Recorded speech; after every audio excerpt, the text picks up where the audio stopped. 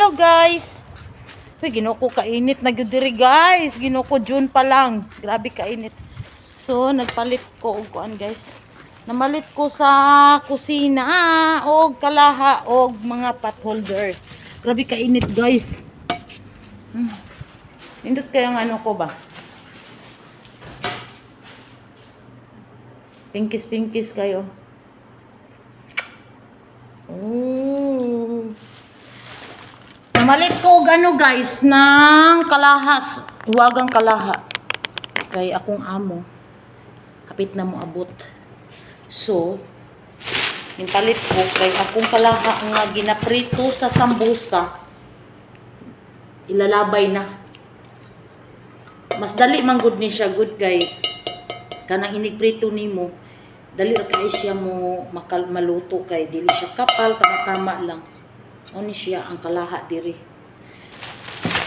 Pangprito sambusa. Unya para sa kanon nga mga 1 person lang or 2 person. Unya para sa kung pancake og itlog. Daghan din ha, pero ganahan lang ko mupalit. Ako amo bitang kwarta. Upat holder. Para sa init. Og ikron. Chip cook. Good tagid guys. Mana guys. Nakoy ikron pa, pero ganahan lang jud ko. Mo palit na po ulit. Oni buhay na chip cook. Kay kinanglan gid kagid magpalit ng mga gamit diri sa kusina. O di ba?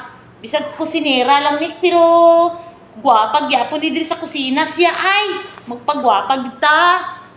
Nindot siya. Kung magluto kong tinapay, kato panghugas para di mabasa. Kaya dali naman yung basa. So yun lang. Bye-bye.